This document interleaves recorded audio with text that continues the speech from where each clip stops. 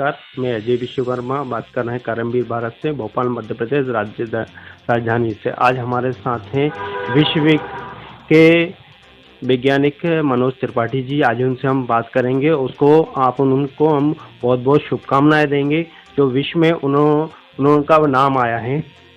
धन्यवाद सर। सबसे पहले तो आपको शुभकामना के लिए मैं बहुत बहुत धन्यवाद देता हूँ।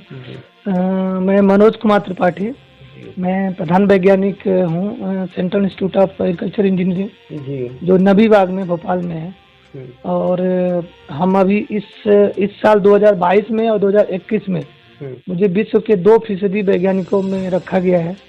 ये एक महत्वपूर्ण हमारे लिए उपलब्धि हम मान रहे हैं।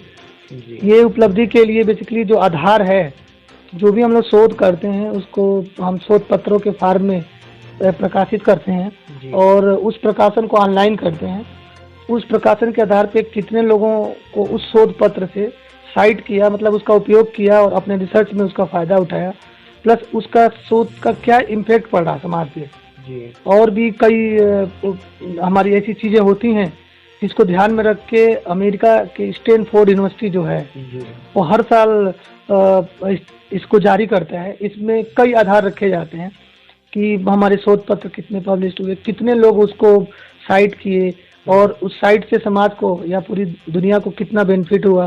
इस तरह के कई पैरामीटर्स होते हैं और ये पैरामीटर के आधार पे वो विश्व के 2% साइट किए और उस साइट से समाज को या पूरी दुनिया को कितना बेनिफिट हुआ। इस तरह के कई पैरामीटर्स होते हैं और ये पैरामीटर के आधार पे वो विश्व के 2% वैज्ञानिकों को एक लिस्टिंग करते हैं, जिसको विश्व का एक बहुत ही महत्वपूर्ण प्रकाशन है जिसको सब लोग जानते हैं, एल्सवेयर उसको प्रकाशित करते हैं। और इस तरह से तो इसके श्रेणी में आते हैं उस वैज्ञानिक लोगों की लिस्ट जारी होती है, जो अभी 10 अक्टूबर को 2022 को फिर से जारी हुआ है। जी सर, अभी तक में जो है भाई विश्व में मतलब 2% जो नाम आया है, ये उपलब्धि आपने किस तरह प्राप्त करी है? सर देखिए, हम तो विज्ञान में हमारा काम है शोध करना। हम लोगों को शोध करने के लिए कई प्रोजेक्ट्स मिलते हैं और अभी हमने 16-17 प्रोजेक्ट हमने कंप्लीट किए हैं। और ये उपलब्धि के लिए हमको शोध करना पड़ता है। शोध में जो भी हमको विषय मिलता है या उस विषय पे हम काम करते हैं।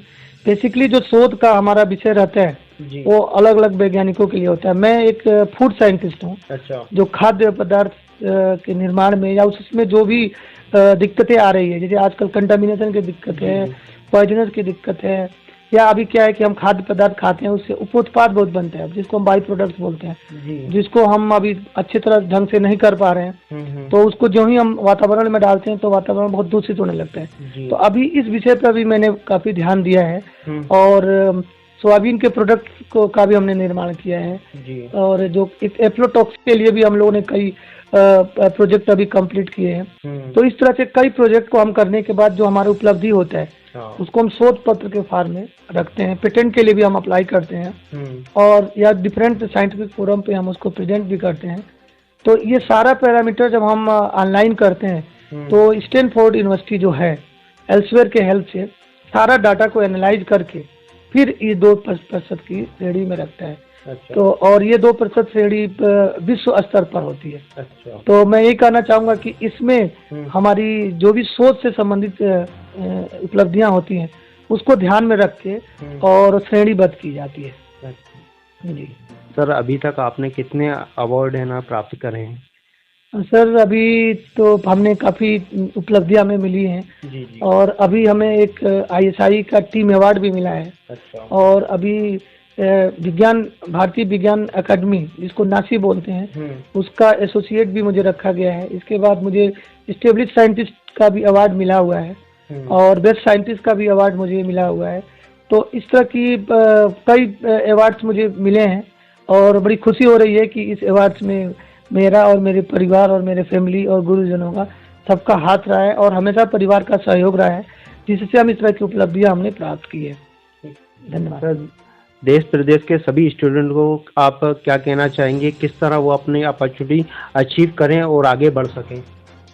मैं सबको यही कहना चाहूँगा कि देखिए हम भी बहुत बड़े परिवार से नहीं हैं, हम भी एक गांव से बिलोंग करते हैं और हमने अपनी पढ़ाई के लिए भी हम लोगों ने कई प्रोजेक्ट अभी कंप्लीट किए हैं। तो इस तरह से कई प्रोजेक्ट को हम करने के बाद जो हमारा उपलब्धि होता है उसको हम शोध पत्र के फॉर्म में रखते हैं, पेटेंट के लिए भी हम अप्लाई करते हैं और या डिफरेंट साइंटिफिक फोरम पे हम उसको प्रेजेंट भी करते हैं।